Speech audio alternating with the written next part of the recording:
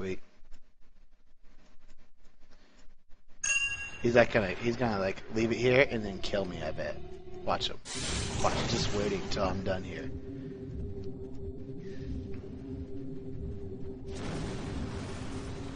Let's equip my shirt. So, gear stats. Gear stats provide you some protections. Different types of gear protect you against different things. But there was no sense of must-have gear in the game. It just never seemed to be that way. Put my shield on here. Now, does the gear help? Yes. But a lot of time in the game... Oh, this guy's a douche. I told you he's gonna wait. Of course, I'm the one who did attack him. So, that's not too fun. Let's run away.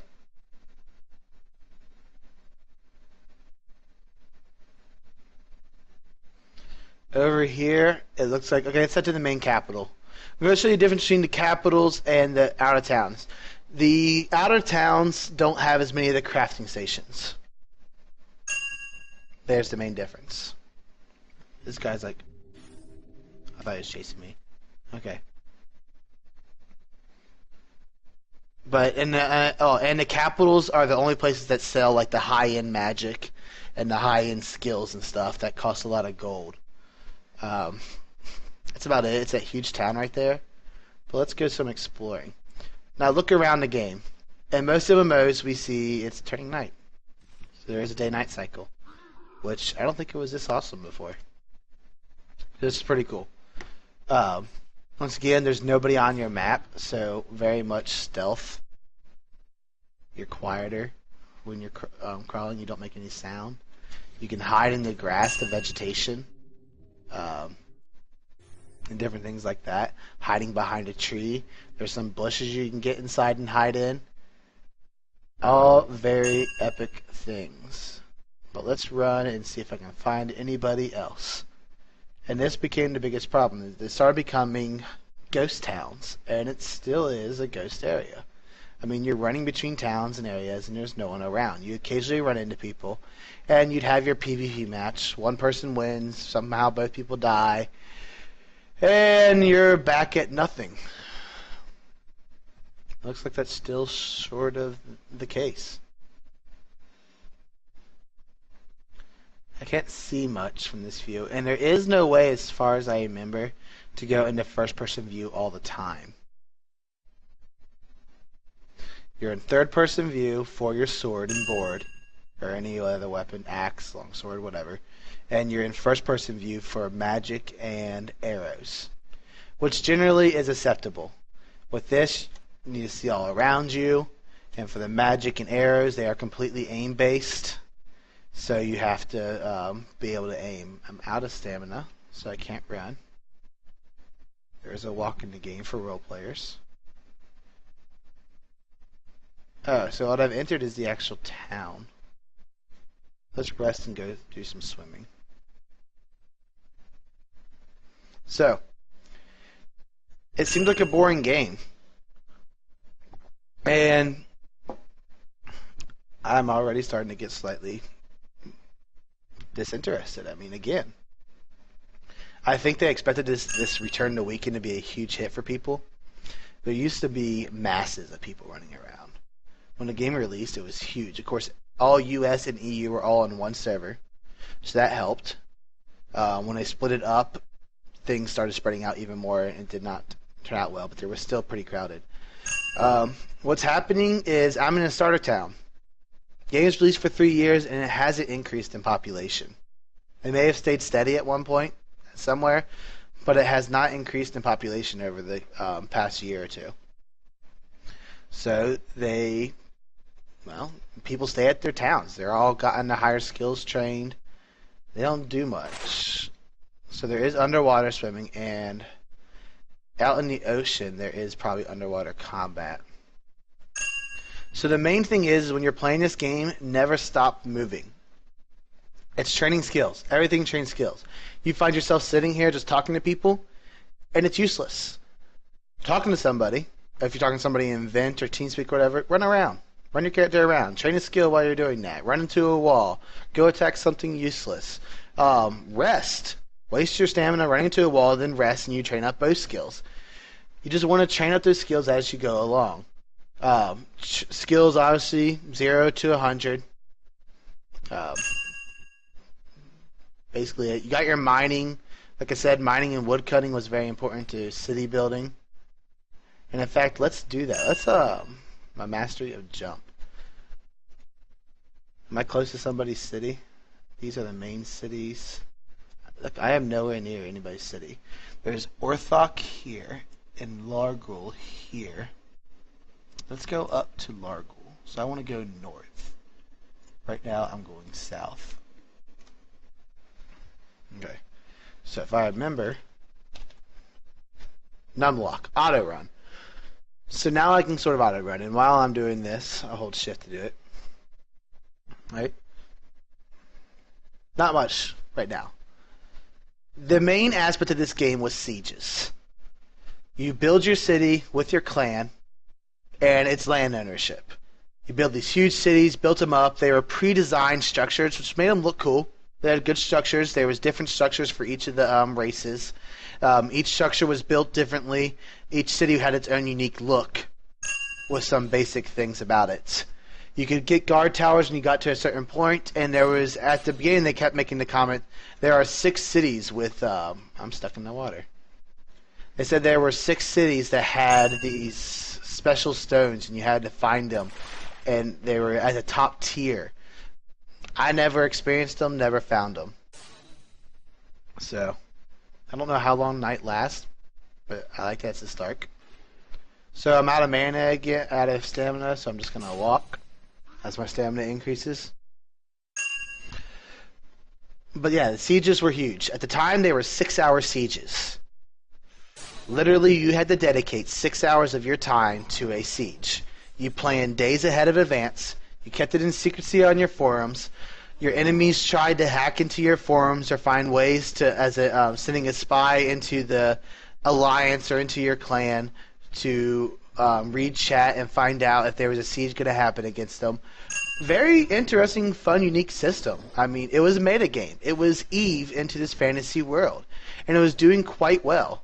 In the beginning of the game, there were 2 huge alliances that were fighting each other. The Goon Squad, who were big in Eve prior to this, and then there was not Realm of Cardane, sorry, that was my clan. There was Hyperion, which ironically were partially led or started by people from Bob, B.O.B. and Eve, who went against the Goon Squad. So it was quite a bit funny to actually see this competition go back and forth and revive in it. But it was a huge war. 2 huge alliances owned almost half the map. And then there were small alliances everywhere else having their little wars. But sieges would get so huge in the beginning that we'd crash the servers. There was one server, of course, but we'd crash the server, putting 300 on both sides or 600 on both sides into one small little server cluster. And we caused the server to crash. Now, they optimized after a while, it got better. We learned not to send everybody in, it got too laggy. We did some other strategies during those times. Different things. And that was the basis of it. I mean, but it was a 6-hour siege. You had to buy a stone, you had to put a holding up, you had to or put money up for it, run into the city. You had to be inside their city, by their stone, near their stone to start the siege. You start the siege, and then it had an hour prep time, 2-hour prep time, where the siege starter cities were vulnerable. So during this time, these 2 hours, the people who started the siege, their cities actually became vulnerable first, I believe, if I remember the order. And then after 2 hours of them being in their city, then the other enemy city would become vulnerable, and you'd have 4-hour battle of both cities being vulnerable to be taken. There were several ways to win.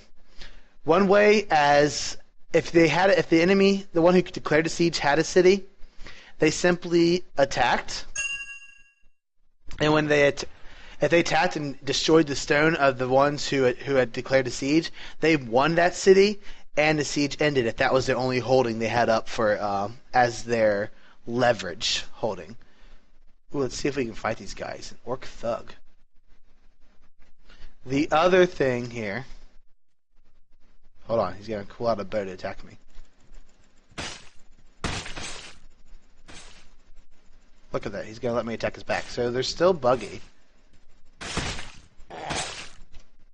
Oh, you come back here. I'm not gonna let you attack me.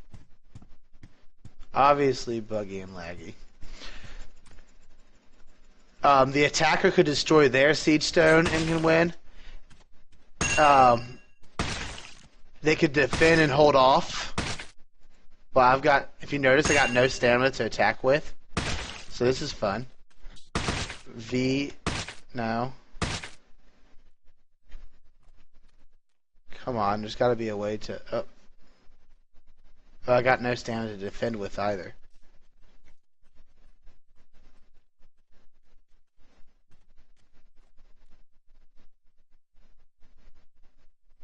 He's going to see me and attack me while I'm trying to regain stamina.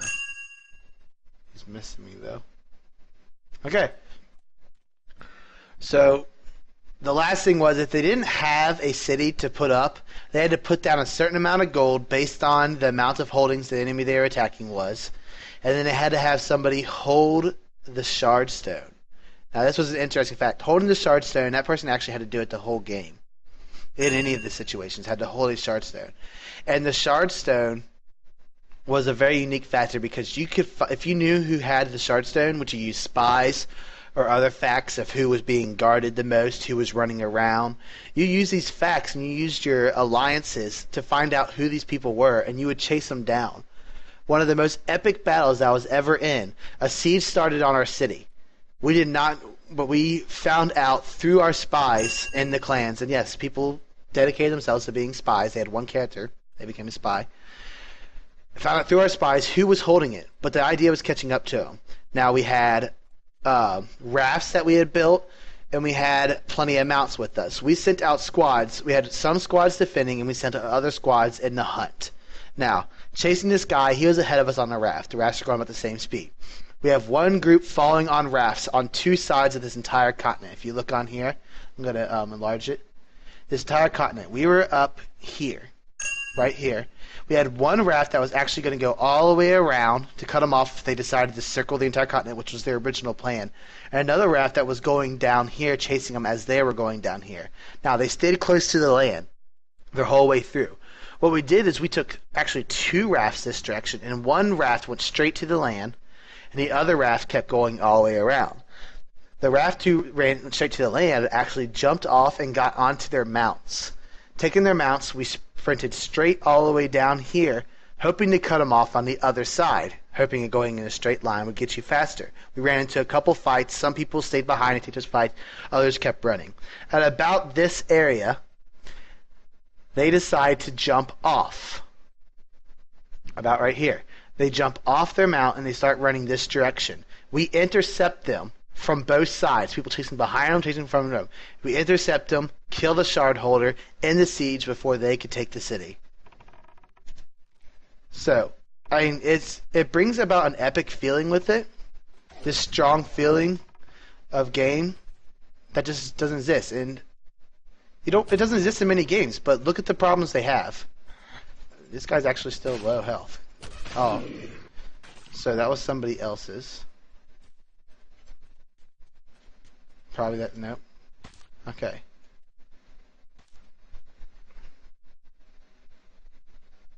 Let's continue going north. Nope, orc. Orc. So, it just doesn't exist. They've tried their best, they've tried hard, they've done so much, but not gotten so little. So they're hoping that Darkfall 2.0, which changes the siege system, changes the skill system, will actually be a revival for the game. And it might be. If they advertise it properly, they'll get their revival of the game. If they don't advertise it properly, they won't. Mortal Online made an attempt to go against this, and theirs is not doing so well either. So the question begs differs, what's making it not go so well? Alright, if you notice, I killed an orc. That was the guy I almost attacked. Okay.